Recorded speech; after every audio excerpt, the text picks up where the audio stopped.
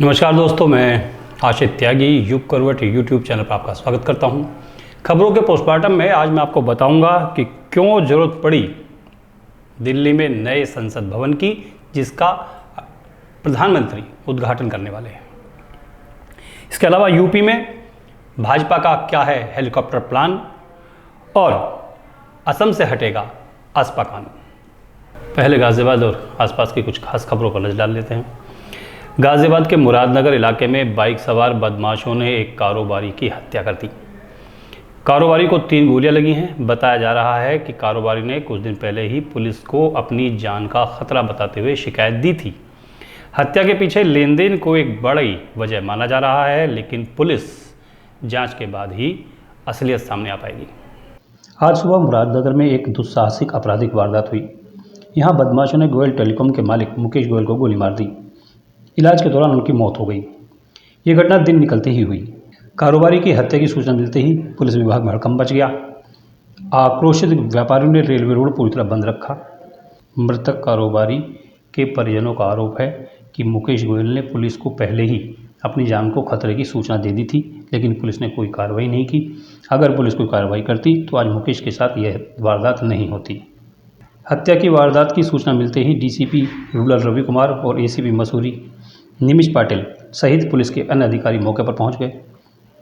देखिए, Muradnagar railway road में आज सुबह 23 तारीख को लगभग 9 बजे के आसपास में मुकेश गोयल जी हैं, जिनकी उम्र लगभग 43 साल के आसपास है। और गोयल टेलीकॉम करके उनकी दुकान है, वहाँ पर बैठे हुए थे तो कोई बदमाश आके उन पर फायरिंग की है। रेलवे रोड पर रहने वाले कारोबारी मुकेश गोयल ने अपने मकान में ही गोयल टेलीकॉम के नाम से मोबाइल का शोरूम खोल रखा है। आज सुबह रोजाना की तरह उसने शोरूम खोला। लगभग 9 बजे के आसपास बाइक पर सवार आई बदमाशों ने ताबड़तोड़ गोलियां चला दी। मुकेश को कई गोलियां लगी, जिससे उसकी मौत हो गई। ब्यूरो रिपोर्ट, युग करवट। गाज़ियाबाद नगर निगम में आज संभव कार्यक्रम का आयोजन किया गया, जिसमें बहुत समय बाद बहुत बड़ी तादाद में लोग समस्या लेकर पहुंचे। नगर आयुक्त नितिन गौड़ ने खुद सभी समस्या को सुना और उनके समाधान के निर्देश जारी किए। गाज़ियाबाद नगर निगम में आज संभव कार्यक्रम का आयोजन किया गया। संभव कार्यक्रम के दौरान नगर आयुक्त डॉक्टर नितिन गौड़ ने खुद ही लोगों की शिकायतें सुनी। नगर निगम के चीफ इंजीनियर एनके चौधरी, उद्यान प्रभारी डॉक्टर अनुज सिंह, जलकल विभाग, हेल्थ, प्रॉपर्टी विभाग के अधिकारियों ने संभव में हिस्सा लिया। संभव कार्यक्रम के दौरान नगर निगम में आज काफ़ी दिन बाद बड़ी संख्या में लोग अपनी शिकायत लेकर पहुंचे। नगर निगम के अधिकारियों की टीम भी लोगों की समस्या का समाधान करने में लगी रही। आज 20 से अधिक शिकायतें नगर निगम में दर्ज कराई गईं। दोपहर 2 बजे तक शिकायतों पर सुनवाई हुई। नगर आयुक्त ने सभी अधिकारियों को निर्देश दिए हैं कि जो भी शिकायतें विभागवार दर्ज कराई गई हैं, उनका निस्तारण समयबद्ध तरीके से किया जाए। सभी शिकायतों का निस्तारण गुणवत्तापूर्वक कराने के निर्देश जारी किए गए हैं। ब्यूरो रिपोर्ट, युग करवट। गर्मी के चलते हीट स्ट्रोक के मामले बढ़ने लगे हैं। गाज़ियाबाद में ऐसे मरीजों की संख्या एकाएक दुगनी हो गई है, लेकिन सरकारी अस्पतालों का हाल बुरा है। वहाँ इससे बचाव के लिए, इसके इलाज के लिए बहुत ज़्यादा इंतज़ाम नहीं किए गए हैं। हालात ये है कि एमएमजी अस्पताल में शेड तक नहीं है। मरीज जो लाइन लगती है वो धूप में लगती है। संयुक्त अस्पताल में छांव तो है, मगर पंखों का इंतज़ाम नहीं है। ये भीड़ गाज़ियाबाद के सरकारी अस्पतालों में है। मौसम के बदलाव के साथ ही सरकारी अस्पतालों में मरीजों की संख्या में दोगुना इजाफा हो गया है। आलम यह है कि अस्पताल में मरीजों को घंटों इंतजार करने के लिए मजबूर होना पड़ रहा है, तब कहीं जाकर उन्हें इलाज मिलता है। डायरिया, हीट स्ट्रोक से पीड़ित मरीज लगातार अस्पताल पहुंच रहे हैं। अस्पतालों में मरीजों की संख्या के आगे बिस्तर भी कम पड़ रहे हैं। ओपीडी में दिखाने के लिए मरीज सुबह 7 बजे से ही लाइन में लग जाते हैं, लेकिन डॉक्टर ओपीडी में सुबह 9:30 बजे के बाद ही बैठते हैं। ऐसे में एक मरीज को दिखाने के लिए 3 से 4 घंटे ओपीडी की लाइन में लगना पड़ता है। इसके बाद दवा लेने के लिए भी कम से कम 2 घंटे लाइन में लगना पड़ता है। अगर डॉक्टर ने कोई जांच आदि लिख दी तो वहाँ पूरा दिन लग जाता है। ऐसी भीषण गर्मी में मरीजों को लंबी लाइन में लगकर इलाज कराने को मजबूर होना पड़ रहा है। कई मरीजों की हालत तो लाइन में लगने से ही बिगड़ जाती है। जस्सीपुरा मोड़ स्थित जिला अस्पताल में ओपीडी में महज एक छोटा सा शेड है। उसके बाद मरीजों को खुले में लाइन में लगना पड़ता है। यही आलम रजिस्ट्रेशन के काउंटर का भी है, जहाँ खुले में मरीजों को पर्ची बनवानी पड़ रही है। जिला संयुक्त अस्पताल में ज़रूर मरीज धूप से बच जाते हैं, लेकिन यहाँ ओपीडी परिसर में 1 या 2 ही पंखे लगे हैं, जिससे उसमें घुटन हो जाती है। ब्यूरो रिपोर्ट, युग करवट। कविनगर थाना क्षेत्र में एक हादसा हो गया, जिसमें एक ट्रक चालक की मौत हो गई। ट्रक चालक के परिजनों को मुआवजा दिलाने के लिए किसान यूनियन ने प्रदर्शन भी किया है। कविनगर थाना पुलिस ने मामला दर्ज कर लिया है और जांच चल रही है। कविनगर थाना क्षेत्र के बुलंदशहर औद्योगिक क्षेत्र में एक हादसा हो गया। यहां टाटा स्टील कंपनी के ट्रेडर्स पर यह हादसा हुआ है, जिसमें 41 वर्षीय उमेश यादव की मौत हो गई। इस मौत की सूचना मिलने के बाद कविनगर थाना पुलिस ने शव को पोस्टमार्टम के लिए भेजकर जांच शुरू कर दी है। किसान नेता चौधरी राजवीर सिंह ने किसान यूनियन के पदाधिकारियों और मृतक के परिजनों के साथ मिलकर हादसा स्थल पर धरना प्रदर्शन भी किया। इस मौके पर किसान नेता चौधरी राजवीर सिंह ने फर्म के मालिक और प्रशासन को जानकारी देते हुए बताया कि जिस ट्रक चालक की मौत हुई है उसके बच्चे बहुत छोटे हैं। उमेश की मौत हो जाने से उसका परिवार अनाथ हो गया है, उनके लिए जीवन जीना मुश्किल हो जाएगा। इसके लिए उमेश यादव के परिजनों को उचित मुआवजा देने की मांग की गई।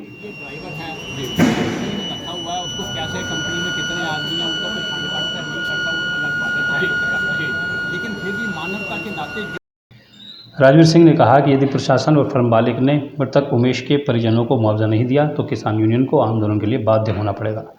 उधर किसानों द्वारा दी जा रही धरने प्रदर्शन की सूचना पर कविनगर थाने के एसएचओ अमित ककरान पुलिस बल के साथ मौके पर पहुंच गए थे। ब्यूरो रिपोर्ट करवट।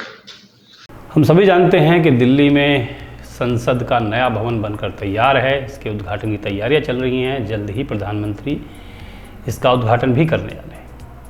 हम चर्चा करेंगे कि आखिर पुराने भवन के होते हुए नई बिल्डिंग की आवश्यकता क्यों पड़ी। दरअसल जब मीरा कुमार लोकसभा अध्यक्ष थीं तब उन्होंने 13 जुलाई 2012 को, उसके बाद सुमित्रा महाजन ने 9 दिसंबर 2015 को और उसके बाद ओम बिरला ने 2 अगस्त 2019 को अपने पत्र में सरकार से संसद के लिए नए भवन के निर्माण का अनुरोध किया था। ये तीनों लोग अपने राष्ट्रपति रहते हुए अलग अलग समय में ये अनुरोध सरकार से कर चुके थे। जब अगस्त में राज्यसभा और लोकसभा दोनों सदनों ने सरकार से आग्रह किया कि संसद के नए भवन का निर्माण होना चाहिए, तब 10 दिसंबर 2020 को प्रधानमंत्री नरेंद्र मोदी ने संसद के नए भवन का शिलान्यास किया था। सबसे बड़ी बात यह है कि इस भवन जो नई बिल्डिंग बनी है इसमें गुणवत्ता के साथ साथ एक रिकॉर्ड समय में जो बना है उसकी बड़ी बात कही जा रही है। जो पुराना भवन हमारा है, संसद भवन, जिसमें अब तक संसद चलती रही है, वो भारत की लोकतांत्रिक भावना का प्रतीक। संसद भवन सेंट्रल विस्टा के केंद्र में है। ब्रिटिश वास्तुकार सर एडविन लुटियंस और हर्बर्ट बेकर द्वारा डिजाइन जो संसद पुरानी हमारी है, भवन एक औपनिवेशिक युग की इमारत है। उसके निर्माण में 6 साल लगे थे। 1921 में बनने का काम शुरू हुआ था और 1927 में काम खत्म हुआ था। इसको हाउस ऑफ पार्लियामेंट कहा जाता है। ये ब्रिटिश सरकार की विधान परिषद की इसमें मीटिंग होती थी। अधिक स्थान की मांग को पूरा करने के लिए वर्ष 1956 में संसद भवन में 2 और मंजिलें जोड़ दी गईं। भारत की समृद्ध विरासत के 2500 वर्षों को प्रदर्शित करने के लिए संसद संग्रहालय को वर्ष 2006 में जोड़ा गया। भवन के आकार के बारे में प्रारंभिक विचार विमर्श के बाद जो दोनों अंग्रेज आर्किटेक्ट थे जिन्होंने पुराना भवन बनाया था, हर्बर्ट बेकर और सर एडविन लुटियंस द्वारा एक गोलाकार आकार को अंतिम रूप दिया गया क्योंकि काउंसिल हाउस के लिए एक कॉलेजियम डिजाइन की जरूरत थी। यह भी बताया जाता है कि मध्य प्रदेश के मुरैना में 64 योगिनी मंदिर के अद्वितीय गोलाकार आकार ने परिषद भवन के डिजाइन को प्रेरित किया था। हालांकि इसके कोई ऐतिहासिक प्रमाण नहीं है। पिछले कुछ वर्षों में संसद में काम करने वाले लोगों और आने वाले लोगों की संख्या में बहुत ज़्यादा वृद्धि हो गई थी, इसलिए नए निर्माण और संशोधन अस्थायी रूप से किए गए। उदाहरण के लिए भवन के बाहरी वृत्तीय भाग पर वर्ष 1956 में निर्मित 2 नई मंजिलों में जब संसद भवन में उनको इंक्लूड किया गया, शामिल किया गया, तो भवन की जो मुख्य गुंबद थी वो छुप गई। उसका आकार, जो मुख्य आकर्षण जो आकार का था, वो खत्म हो गया था। जाली जो खिड़कियों की थी उनको कवर कर दिया गया। इससे संसद के दोनों सदनों में प्राकृतिक प्रकाश आना बंद हो गया या कम हो गया। सुविधाओं और प्रौद्योगिकी जैसे मौजूदा आवश्यकताओं को पूरा करने के लिए पुराना भवन सक्षम नहीं था। सबसे बड़ी वजह जो नए भवन की आवश्यकता थी वो थी बैठने की जगह बहुत कम थी। वर्तमान भवन को पूर्ण लोकतंत्र के लिए नहीं बनाया गया था। 1971 की जनगणना के आधार पर परिसीमन पर जो लोकसभा सीट हमारी हैं वो 545 अपरिवर्तित बनी हुई हैं, तब से ऐसी की ऐसी हैं। वर्ष 2026 के बाद इसमें काफ़ी वृद्धि होने की बात कही जा रही है, क्योंकि सीटों की कुल संख्या पर स्थिरता केवल 2026 तक ही है। इसलिए पुराना जो भवन है उसमें बैठने की व्यवस्था नहीं है, जगह तंग है, बोझिल है, दूसरी पंक्ति से अलग जाकर कोई डेस्क नहीं है। सेंट्रल हॉल में केवल 440 लोग ही बैठ सकते हैं, इसलिए जब भी संयुक्त सत्र होता है तो वहाँ पर लोगों को बैठने की व्यवस्था अलग से करनी पड़ती है, जिसमें बहुत सारी परेशानियाँ आती हैं। बीते कुछ सालों के दौरान पानी की आपूर्ति की line, sewer line, air conditioner, अग्निशमन, सीसीटीवी, ऑडियो वीडियो सिस्टम जैसी तमाम ऐसी सुविधाएं हैं जिनको अपग्रेड किया गया और इसके लिए भवन में कुछ बदलाव हुए, जिससे वहाँ पर सीलन आ गई और भवन का एक सौंदर्य जो पुराना सौंदर्य था जिसे लोग देखना भी चाहते थे वो भी बिगड़ रहा था। जगह जगह केबल, तार आदि दीवारों पर निकाल दिए गए थे, क्योंकि अंदर व्यवस्था दीवारों के नहीं की गई थी। ये सब भी एक बड़ी परेशानी की वजह थी। इस जो पुराना भवन है, विद्युत बिजली की तारें, यांत्रिक, एसी मैंने आपको बताया, प्रकाश व्यवस्था, दृश्य, श्रव्य, ध्वनिक, सार्वजनिक घोषणा प्रणाली, सब कुछ पुरानी थी और अब ज़माना बहुत आगे बढ़ गया है, तो आधुनिकता की हमें आवश्यकता थी, लेकिन उस भवन को हम आधुनिक नहीं बना सकते थे। ये भी एक बहुत बड़ा कारण है। लेकिन एक बात ये भी है कि 93 साल पुरानी या लगभग 100 साल पुरानी इस इमारत में जो हम कहते हैं, इसका कोई दस्तावेज नहीं है, जो मानचित्र का भी इसका कोई अता पता नहीं है, और भूकंप के लिहाज से भी ये बहुत अधिक खतरनाक बनी हुई है। इसके अलावा कर्मचारियों की संख्या में भी बहुत इजाफा संसद में अब तक हो चुका है, तो कार्यक्षेत्र की बढ़ती मांग के साथ ही कई गलियारों को कार्यालय बना दिया गया, ऑफिस बना दिया गया, जिसके परिणाम ये हुआ कि खराब गुणवत्ता वाले और संकीर्ण छोटे ऑफिस बनाए गए। स्थान की मांग लगातार बढ़ती गई, मौजूदा कार्यक्षेत्र के भीतर कई उप कार्यालय बनाए गए, इससे कार्यालय में भीड़ भाड़ बढ़ गई और नए भवन की हमें आवश्यकता थी। तो जो लोग ये कह रहे हैं कि सेंट्रल विस्टा योजना में नए संसद भवन की आवश्यकता क्यों थी, ये उनको जवाब है। वो इसको सर्च भी कर सकते हैं, सरकार से पत्राचार भी कर सकते हैं। ये सब वो मूल समस्याएं थी जो पुराने भवन में थी और जिनको दूर करने की बहुत ज़्यादा आवश्यकता थी। अगला महीना बहुत महत्वपूर्ण रहने वाला है यूपी में भाजपा की दृष्टि से।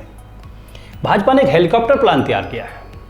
दरअसल 30 मई से 30 जून तक यूपी में सरकारी योजनाओं के प्रचार के लिए ताबड़तोड़ रैलियां, जन सम्मेलन, बैठकें आदि होनी है। इसकी तैयारी भाजपा कर चुकी है। भाजपा ने योजना बनाई है कि 10 दिन के अंदर उत्तर प्रदेश की सभी 80 की 80 लोकसभा सीटों पर देश और प्रदेश के बड़े नेताओं की रैली करा दी जाए। ये लोकसभा जो 2024 में होनी है चुनाव, उसकी तैयारी है। ऐसी ताबड़तोड़ रैलियों और जनसभाओं के बीच उत्तर प्रदेश में 10 जून से 20 जून तक हेलीकॉप्टर घूमेंगे। इसकी तैयारी के लिए संगठन को बता दिया गया है। भाजपा के रणनीतिकारों ने एक दिन में औसतन 8 लोकसभा क्षेत्रों को कवर करने की पूरी योजना बना ली है। संगठन ने इस पर काम कर लिया है। 10 जून से 20 जून तक पूरी यूपी में भाजपा के हेलीकॉप्टर घूमेंगे। इन 10 दिनों में प्रधानमंत्री नरेंद्र मोदी, रक्षा मंत्री राजनाथ सिंह, गृह मंत्री अमित शाह समेत सभी बड़े नेता, मंत्री जनसभाओं में शामिल होंगे, लोगों से संवाद करेंगे। 30 मई से 30 जून तक पार्टी पहले ही अपने एक बड़े महाअभियान की शुरुआत की बात कर चुकी है, उसकी घोषणा हो चुकी है। हर घर तक पहुंचने की बात भाजपा 30 मई से 30 जून तक कर रही है। ये एक महाअभियान है जो लोकसभा चुनाव की तैयारी को देखते हुए किया गया है। वैसे तो भाजपा के रणनीतिकारों ने इस अभियान को पूरे देश में अलग अलग राज्यों में बनाया है, जो पूरी योजना बना ली गई है, किस राज्य में कब होना है, लेकिन उत्तर प्रदेश के लिए एक सुपर प्लान है। इसके साथ ही मध्य प्रदेश, राजस्थान, महाराष्ट्र, नॉर्थ ईस्ट के राज्यों में भी भाजपा घर घर अभियान के तहत तैयारी कर रही है। भाजपा के केंद्रीय रणनीतिकारों के मुताबिक 1 महीने के अंदर पार्टी अपने बूथ स्तर के कार्यकर्ताओं को लेकर हर घर में दस्तक देगी, सरकार की योजनाओं से उन्हें अवगत कराएगी, उन्हें बताएगी कि सरकार उनके लिए क्या योजना ला रही है, क्या चल रही है, किन पर काम हो रहा है। इसके बाद पूरा एक एक घर का डाटा एकत्र किया जाएगा, जिसकी पूरी जानकारी बूथ स्तर से लेकर वार्ड और वार्ड से विधानसभा वार्ड संगठन के नेताओं को दे दी जाएगी। इस दौरान मिलने वाले जो फीडबैक को पार्टी के कार्यकर्ता वरिष्ठ नेताओं से साझा करेंगे और उसी के आधार पर अगली रणनीति बनेगी। यूपी में 10 जून से 20 जून तक जो रैलियां होंगी उनमें पार्टी अध्यक्ष जेपी नड्डा भी शामिल होंगे। दूसरे तमाम संगठन के बड़े नेता भी उनमें शामिल करने की योजना है। उत्तर प्रदेश के भाजपा के अध्यक्ष भूपेंद्र चौधरी बताते हैं कि निकाय चुनाव के बाद उनकी पूरी टीम लोकसभा चुनाव के लिए तैयार हो चुकी है। अगले 1 महीने के भीतर उनकी पार्टी प्रदेश के हर घर में हर व्यक्ति तक पहुंचेगी। इसके लिए व्यापक स्तर पर पूरी तैयारियां और बंदोबस्त कर लिए गए हैं। सभी जिम्मेदार नेताओं, संगठन के कार्यकर्ताओं और विधायकों, सांसदों को योजना अनुरूप 30 मई से 30 जून तक हर घर में दस्तक देने की योजना सौंप दी गई है, रणनीति बता दी गई है। यूपी संगठन ने इस बारे में केंद्रीय नेतृत्व और प्रधानमंत्री तक अपनी योजना बता दी है और अब प्रधानमंत्री के कार्यक्रम लेकर उनकी घोषणा करने की तैयारी की जा रही है। खबरों के पास पोस्टमार्टम में अगली खबर आम आदमी पार्टी से है। आम आदमी पार्टी के नेता मनीष सिसोदिया के नए वीडियो से हड़कंप मच गया है। भाजपा और आम आदमी पार्टी में वाक युद्ध शुरू हो गया है। ये वीडियो अदालत में पेशी के दौरान का है। मनीष मीडिया से बात करना चाहते थे मगर पुलिस ने उन्हें गले से पकड़ लिया और ले गई। आम आदमी पार्टी के आरोपों पर दिल्ली पुलिस ने भी सफाई दी है। दिल्ली के मुख्यमंत्री अरविंद केजरीवाल और शिक्षा मंत्री आतिशी ने मनीष सिसोदिया का अदालत ले जाते वक्त का वीडियो ट्वीट करके दिल्ली पुलिस पर दुर्व्यवहार का आरोप लगाया। इसके साथ ही उन्होंने केंद्र सरकार पर भी सवाल उठाए। इन सब सवालों का दिल्ली पुलिस ने ट्वीट पर ही जवाब दिया। उस वीडियो में देखा जा सकता है कि जैसे पत्रकारों ने मनीष सिसोदिया से केंद्र के अध्यादेश पर सवाल किया और कुछ बोलने लगे, उनके इस बोलने के वक्त जैसे ही मनीष सिसोदिया ने बोलना शुरू किया, पुलिस ने बहुत तेजी दिखाई और उन्हें पकड़कर अंदर ले गई। ये वाकया कोर्ट के गलियारे का था। जब उन्हें कोर्ट में पेशी पर ले जाया जा रहा था, वहाँ से बड़ी तेजी से झटके के साथ उन्हें खींच के ले गया। इसी पर आम आदमी पार्टी ने आपत्ति जताई। केजरीवाल ने कहा कि पुलिस को इस तरह मनीष के साथ दुर्व्यवहार करने का अधिकार है क्या पुलिस को ऐसा करने के लिए ऊपर से आदेश दिया गया है? राउज एवेन्यू कोर्ट में पेशी के समय मनीष सिसोदिया के साथ पुलिस दुर्व्यवहार की बात दुष्प्रचार है। मीडिया में प्रचारित पुलिस की प्रतिक्रिया सुरक्षा की दृष्टि से अनिवार्य थी। ये दिल्ली पुलिस ने कहा है। दिल्ली पुलिस कहती है कि मनीष सिसोदिया के साथ पुलिस ने कोई दुर्व्यवहार नहीं किया है। ये केवल प्रोपेगेंडा है, झूठ है, दुष्प्रचार है। वीडियो में जब आप पुलिस के साथ गलियारे में आप चल रहे थे तो सुरक्षा की दृष्टि से ये सब अनिवार्य था। न्यायिक अभिरक्षा में अभियुक्त द्वारा मीडिया को वक्तव्य बयान देना कानून के खिलाफ है। ये दिल्ली पुलिस कहती है कि उन्होंने जो कुछ किया वो कानून के हिसाब से किया। उन्होंने किसी के साथ कोई दुर्व्यवहार नहीं किया है। केंद्र सरकार जो वर्तमान में हमारी चल रही है, प्रधानमंत्री नरेंद्र मोदी के नेतृत्व में, उसने पिछले 9 साल में कई ऐसे कानूनों को खत्म कर दिया है जो अंग्रेजों के समय से चल रहे थे। अब एक और कानून खत्म होने जा रहा है। इसको अपसपा के नाम से हम जानते हैं। सबसे ज़्यादा प्रभावित असम है इस कानून से और असम के मुख्यमंत्री हेमंत बिस्वा शर्मा ने 2023 के अंत तक यानी कि इस साल के आखिरी तक, दिसंबर तक, राज्य से इस कानून को पूरी तरह से हटाने का निर्णय ले लिया है। असम में ये कानून पहली बार 1990 में लागू किया गया था। इसके बाद जो भी सरकार प्रदेश में आती गई वो इसे 6-6 महीने के लिए बढ़ाती चली गई। पिछले साल सशस्त्र बल विशेष अधिकार कानून 1958 को असम के 8 जिलों में 6 महीने के लिए बढ़ाया गया था। पिछले साल 1 अप्रैल से असम के 9 जिलों में और 1 जिले में एक सब डिवीजन को छोड़कर पूरे असम राज्य में अपसपा के अंतर्गत अशांत क्षेत्रों को हटा लिया गया था। 1 अप्रैल 2023 से अशांत क्षेत्रों में और भी कमी करते हुए मात्र 8 जिलों तक इसे सीमित कर दिया गया था। अपसपा कानून हमारे देश के कई राज्यों में लागू किया गया है। इनमें असम है, मणिपुर है, त्रिपुरा है, मेघालय है, अरुणाचल प्रदेश है, मिजोरम है, नागालैंड है, पंजाब है, चंडीगढ़ है और जम्मू कश्मीर है। बाद में कई जगहों से इसको पूरी तरह से वापस ले लिया गया। अभी ये कानून जम्मू कश्मीर, नागालैंड और मणिपुर के कुछ इलाकों में अभी भी लागू है। असम और अरुणाचल प्रदेश के कुछ हिस्सों में लागू है, जबकि त्रिपुरा और मिजोरम और मेघालय से इसे हटा दिया गया है। ये कानून अशांत इलाकों में लागू किया जाता है। इसके तहत सुरक्षा बलों को एक महत्वपूर्ण ताकत और अधिकार मिलता है। सुरक्षा बलों के पास बिना किसी वारंट के किसी को भी गिरफ्तार करने की ताकत इसी कानून से मिलती है। इसके साथ ही कानून के चलते कई मामलों में बल प्रयोग का अधिकार भी मिल जाता है। इसीलिए अब क्योंकि पूर्वोत्तर के राज्यों में शांति व्यवस्था बहाल होने लगी है, असम भी उनमें से एक है, तो इसलिए इस कानून को हटाया जा रहा है। मैं आपको ये बता दूं कि इस कानून को सुरक्षा बलों को विशेष अधिकार देने के लिए क्षेत्र में शांति व्यवस्था लागू करने के लिए 11 सितंबर 1958 को पास किया गया था 1989 में। जम्मू और कश्मीर में जब आतंक बढ़ा तब कानून व्यवस्था को संभालने के लिए वहाँ पर इस कानून को लगाया गया था, लेकिन अब ये शांति के साथ साथ जैसे जैसे देश में शांति हो रही है ये कानून भी हटाया जा रहा है। तो आज के लिए बस इतना ही। खबरों का पोस्टमार्टम कैसा लगा मुझे कमेंट करके ज़रूर बताइएगा। गाज़ियाबाद और आसपास की तमाम खबरों को जानने के लिए देखिए युग करवट, और विस्तृत रूप से जानकारी पाने के लिए पढ़िए युग करवट समाचार पत्र। वीडियो को लाइक करें, शेयर करें। नमस्कार।